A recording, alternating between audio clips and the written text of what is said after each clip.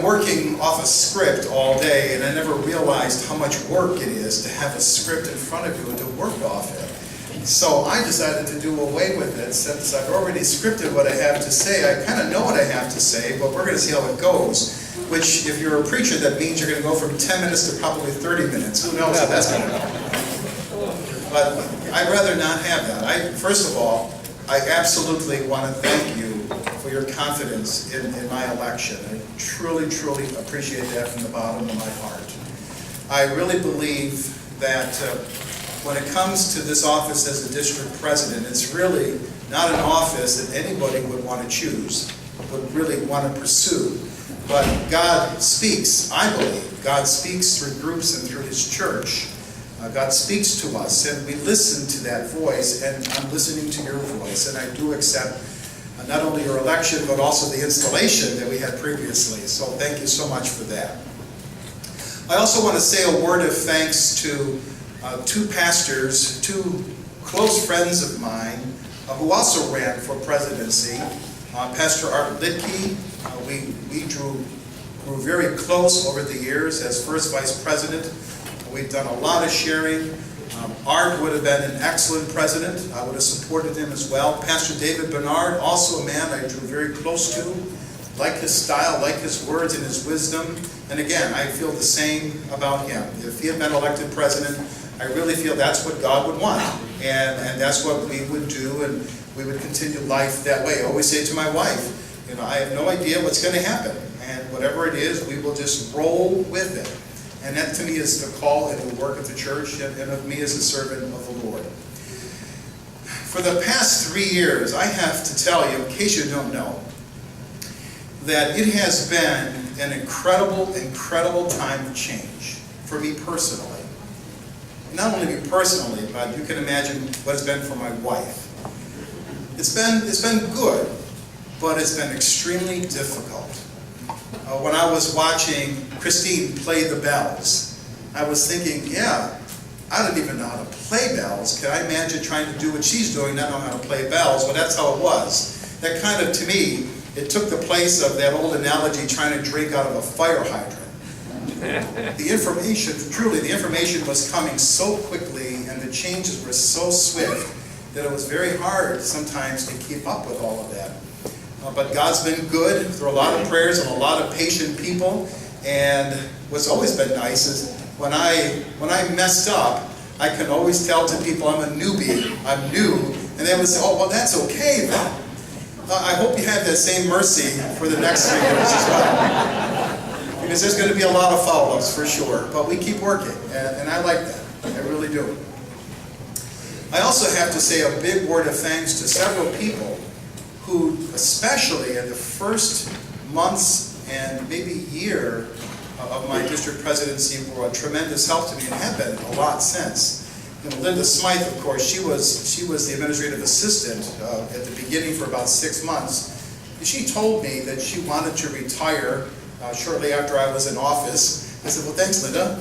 But Linda was just a wealth of information, and she just knew how to do things, and just marvelous. The district staff has been profoundly helpful for me, every single person. And while I truly don't want to single anyone out, Bob Forrester has really just been there and has showed me things and explained things to me. Yeah, Bob Forrester, yeah. Am I thinking about the same guy? Is Bob even here? That's what I love about Bob, the Bob. So just marvelous. I had the great vice presidents and circuit counselors. I could talk to them. We talked often. We spoke often about life in the church, and we got even closer. That's been one of the joys of being a district president, is that while there's always that camaraderie, among congregations and clergy, when you're district president, you get to see people very, very closely. And then, of course, the ladies in the office, Barb and Diana, and Mary Ellen, my administrative assistant, who is here right now. Poor Mary Ellen, she's been with me for 12 years. She said, yep, it's been 12 years, yeah. She was with me at St. Luke, and then she came over to the district office. man, she caught on to the task with lightning speed. I had no doubt she would do a great job. And again, she has such a wonderful character about her, working with her. She just goes about the pace with such calmness, and I just really appreciate that about Mary Ellen. So thank you, Mary Ellen. Thank you, ladies. And thank you, staff, for all of your help, and circuit councilors and vice presidents. My family has probably been the ones who've been rocked the most. And that's been good in a lot of ways. I am so grateful for the support of my sons, Timothy, who's here right now with his wife, Teresa, and little Austin, he's 2 years old, my grandson. Just great. There's Benjamin and his girlfriend Shauna and Gregory, marvelous. Thank you. Thanks, Tim. Tell your brothers the same, will you, for me? That'd be great. It's great. But especially for Bev, and she's the love of my life. But Bev, you know, if you want to know, you think all the changes affect the president or the pastor. Let me tell you, it's even larger for one's wife. Moving from a parsonage and from a parish life to the presidency, man, it is just like, it was incredible. And I think, you know, Bev has taken that very, very well. We've been transparent with each other. We've tried to be honest with each other, and really have been. And she's just a wonder to be married to, a wonderful support for me. Thank you, Bev. I love you so much.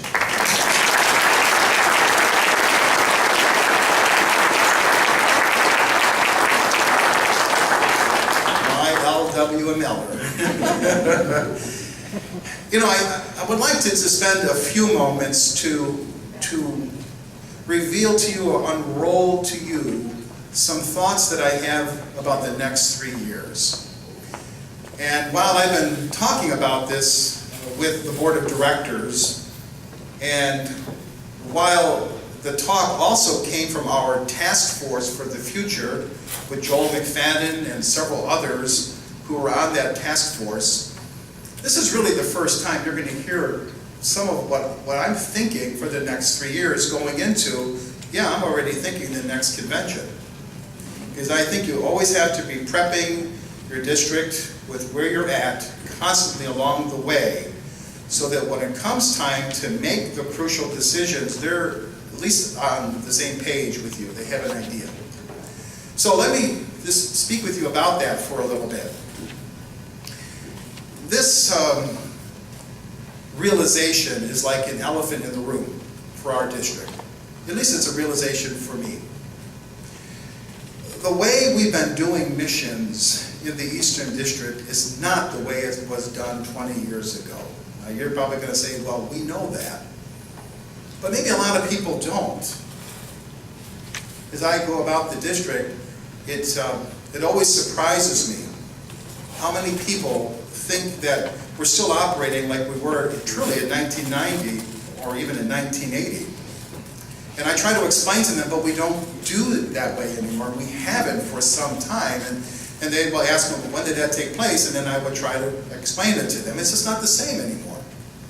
What I mean to say is 20 years ago, we had a mission exec. That was pretty obvious. We had that person in the office, you know, who would oversee mission work and would try to instigate or perpetuate ministries in the Eastern District. We had lots, limited, but we had lots of money to help support the missions and open congregations and to call missionaries. We did that through the district.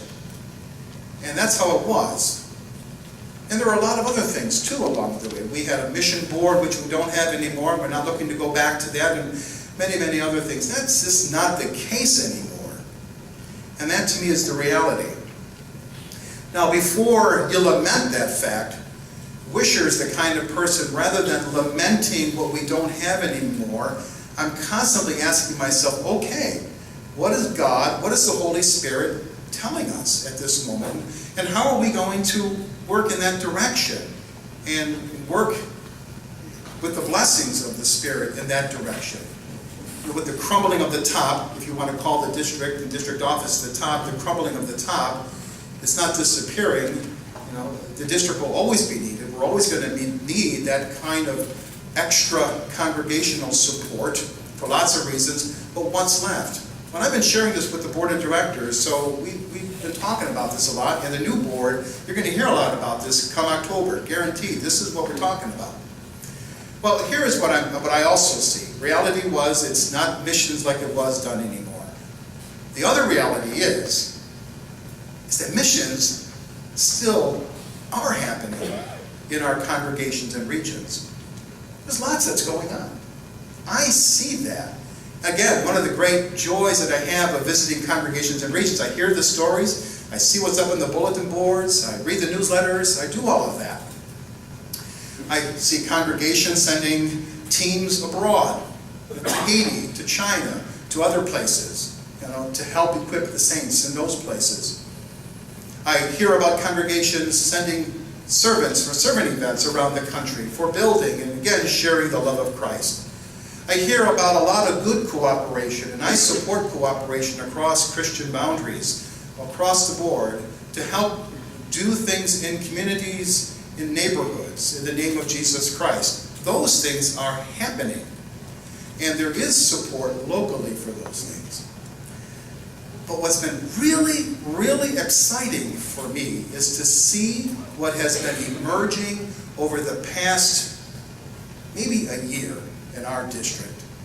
And what I see emerging are local or regional mission organizations. Regional mission organizations. Now, if you don't know about this, listen. Of course, in Philadelphia, kind of the grandmother of it all, we have PLM, Philadelphia Lutheran Ministries, a self-subsisting organization of congregations around Philadelphia for the purpose of mission work in the city of Philadelphia. It's working, and they're constantly tweaking, but it's working, and there's some neat things going on in Philadelphia. Locally run, locally operated, locally directed, so on and so forth. In Rochester, right now, there is an organization that's called Link Rochester. It's there, it's organized, and I've also heard from Pastor Arnold Decknatal that they are this close to calling their mission developer for the city of Rochester. This happened without instigation of the Eastern District. It happened because pastors and lay people were interested. They wanted to do something beyond their own congregations. They knew they needed to band together with other churches to make things happen. In Pittsburgh, it's called Link Pittsburgh. And we have several pastors who've been quite involved with that as well, Link Pittsburgh. And again, they are almost to the point, but not as close as Rochester, of calling a mission developer. This has been an amazing, amazing happening in Pittsburgh, I keep telling you. And in Buffalo, it's called Climb, Christian Life Ministries in Buffalo, Climb.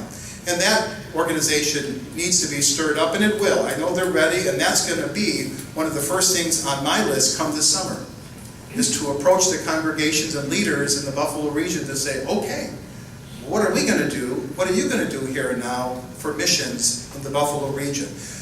That's what's happening now. I see in the future other mission organizations happening. I mean, I can see one in Syracuse, maybe Binghamton, Olean perhaps, Erie, you can see it. You can go to Scranton, Wilkes-Barre, you name it. Well, Mel said that's potential future. But this is the now. And I get really excited about this, and I ask myself, okay, now that I'm involved as a district president, and I have a board of directors, and I have to be answerable to the convention and all of that, how do we link with them and assist them, or walk with them, or get behind them? What do we do with that? And that, my friends, is the task for me for the next 3 years, is to find out a way. And also, to do the not-so-fun task, although Gordy probably loves doing this kind of a thing, as does Mark Lamprecht and Rick Porter, and that is working with the bylaws of the district to reflect all of that. And they're going to be writing these things, and a lot of changes are going to be happening. Well, not changes, it's kind of right-fitting, because it's happening right now. We need just to speak it.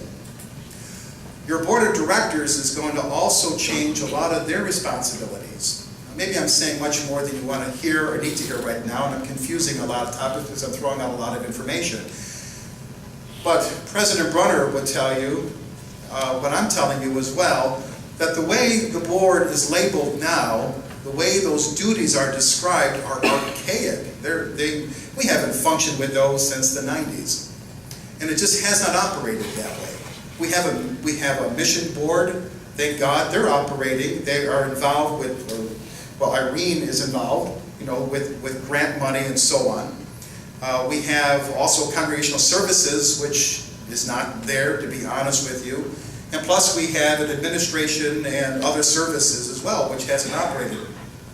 My dream is to rename all those things.